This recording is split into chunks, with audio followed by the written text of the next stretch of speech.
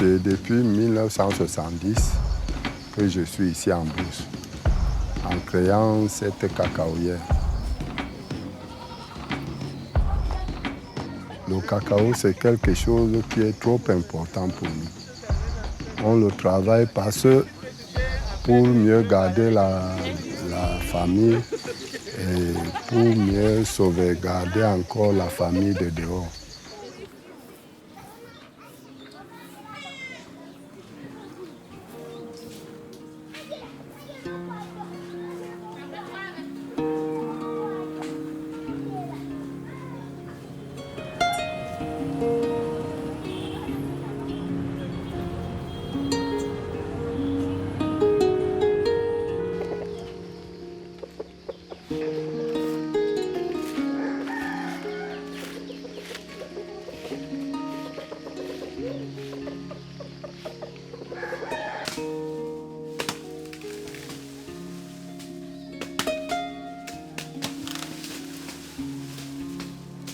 J'ai défriché cette parcelle parce qu'il fallait la mettre en valeur pour augmenter la production. Que ça ne soit plus à 335 sacs, que ça peut aller à plus de 400 sacs. Mais j'ai laissé les arbres parce qu'on ne peut pas déboiser sans laisser des arbres. Il faut laisser les flaquets, les baobabs. On élève. C'est-à-dire, dès que tu crées, il faut élever les arbres qui nourrissent le sol pendant la saison sèche.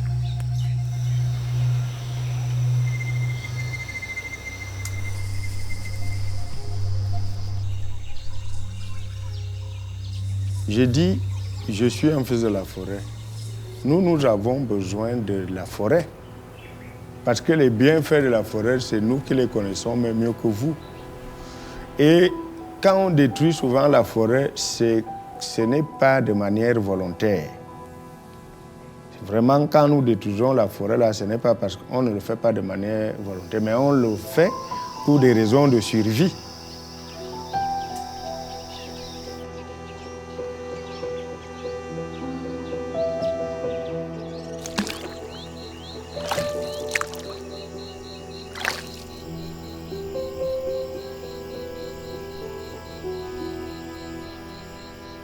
We are sorry to destroy, but what can we do?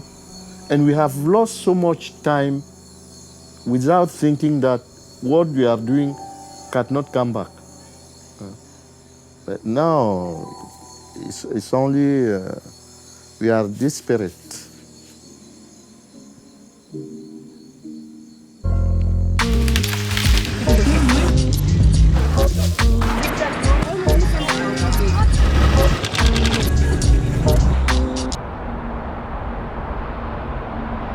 The government of Cameroon has the ambition to increase its cocoa production, which is on average 300,000 tons per year, to 600,000 tons by 2030. The demand for oil palm has grown, and so many governments, particularly in Africa, including Cameroon, are seeing the oil palm production as a sector where they can grow the GDP of the country, but also to alleviate poverty. And given this very ambitious project, we can see that there's going to be a lot of pressure that is going to be put on existing forests. We need to start doing something right now, to be able to reduce, if possible, halt deforestation in Cameroon before we end up with an empty country with no trees. A lot of emphasis is being laid on the environment with no deforestation commitments. But then for that to happen, we need a more holistic view. La forêt est tellement importante pour nous. Ça nous exploite le bois, même de chauffage. Parce que même si on fait l'huile, s'il n'y a pas de bois, on ne peut pas faire cuire l'huile. Il y a aussi une partie qu'on exploite pour chercher les... Il y a les arbres qui sont là-bas qui donnent les peaux. Quand si j'ai mal au ventre, j'enlève la peau de ça. Je bois, ça me traite le ventre.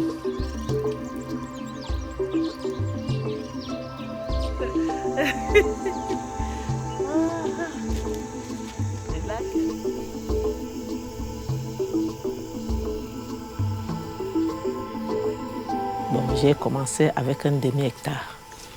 Après, j'ai évolué en 1 hectare. Et maintenant, je me retrouve déjà à 30 hectares. Et je voudrais m'aller un peu plus que ça, si j'ai plus de moyens.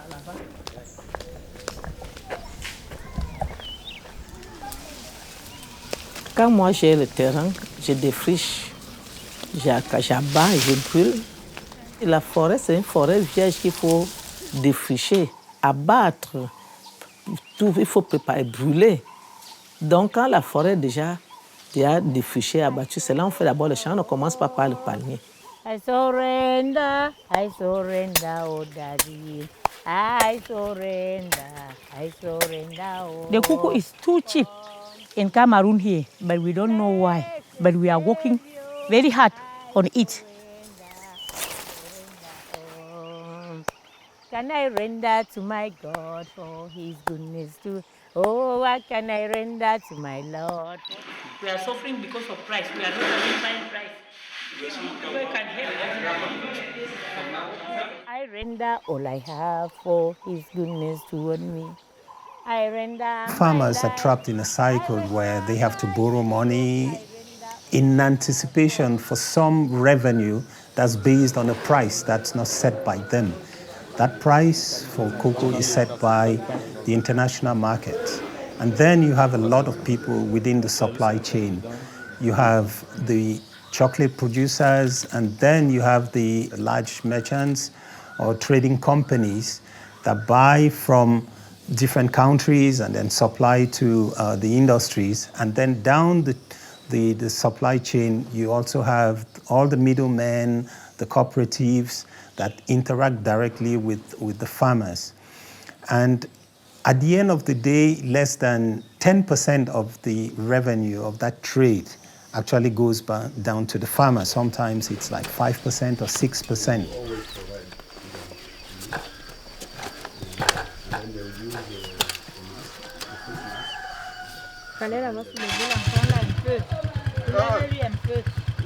I was having a problem of paying school fees of my children. I was not having money. I told him to borrow me money. When he came to buy the cocoa, he said that the price must be 950 francs. So I was not having no choice. I gave him the cocoa like that. Yes. I see that inside I lost.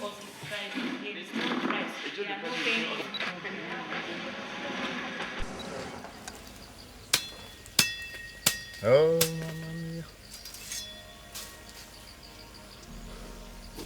money is not easy to find.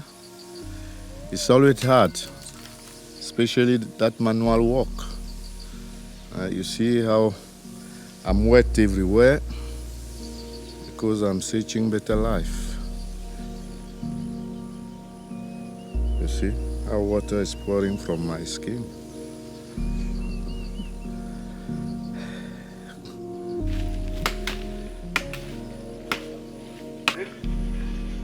On a vu le passé de nos parents, comment ils ont travaillé.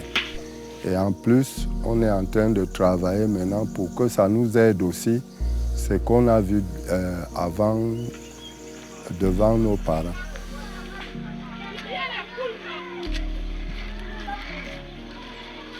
The smallholders in Africa have no say in the value chain of cacao. The biggest market for the cocoa industry is the finished product, which is the chocolate.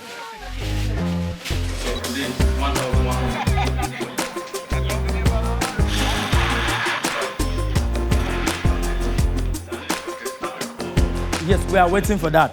That the companies should add us the price, that the living conditions of the farmers or me like a buyer should be better. So the prices that they are giving us is not good.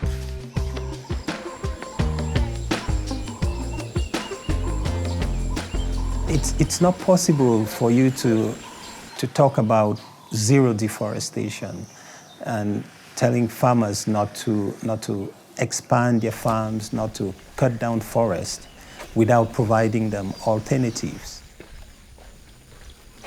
We have some people coming from the government which are supposed to give an assistance to the villagers, but they are not up to the task. Sometimes someone can come and ask me, how do you do to do this in the palm oil? I'm the one to teach him instead of teaching me what I have to do. So those people that we need to give us the directive how to proceed to have a better production, we don't get them. They have to be educated in that discipline so that they can be up to the task to come and guide, to give the guidelines to villagers. So if you want farmers to deforest less, they can increase production by teaching them how to use improved methods, better management practices, improve seedlings that would help them improve on their on-farm yields. And then also get into better milling systems. So most of the milling by smallholders is with artisanal mills that are inefficient. So if those processes can be made more efficient, then smallholders that are very big contributors in the sector can increase their production without necessarily cutting down new forests.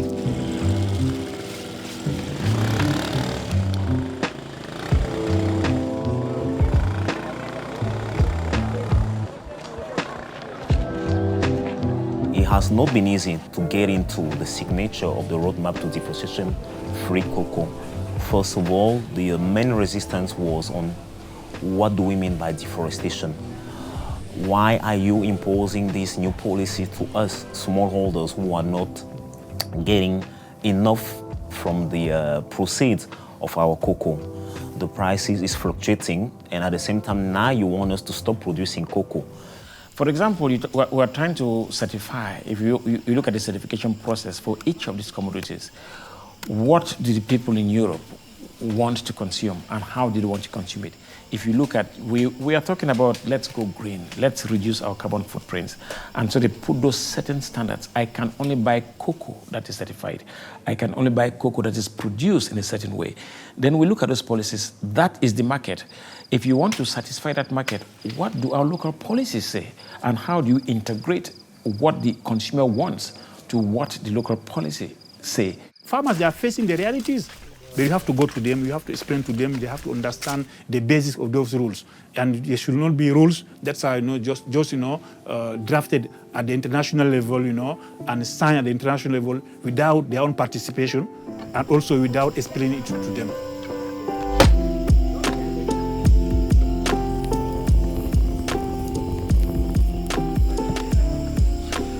But if somebody come and propose me that in my plantation I have to apply the certification, he has to give me the way of selling my production with the more income. That's only the solution, because it will be a motivation for me to apply it.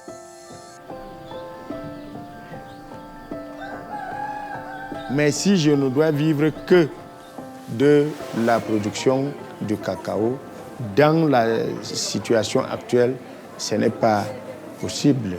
On ne gagne presque pas. Et ici, la durabilité vient même avec des contraintes supplémentaires qui vont augmenter les coûts.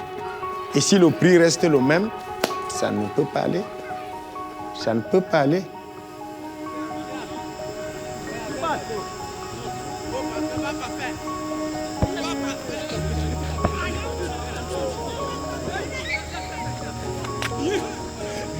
Certification alone is not the silver bullet that will provide solutions to the sustainability issues within cocoa and the palm oil sectors.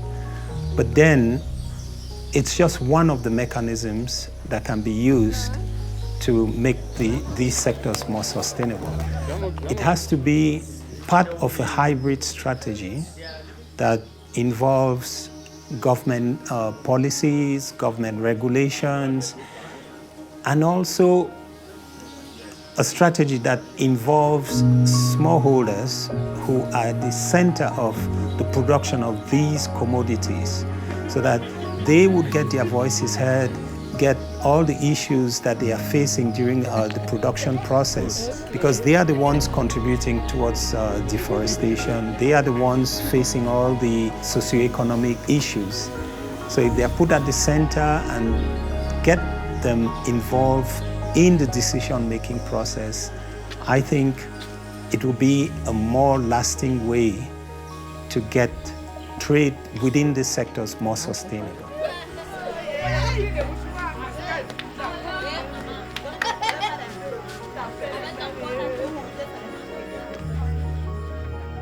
Bon, après mon départ, je suis en train de former mes enfants qui pourront aussi faire de même également comme moi-même.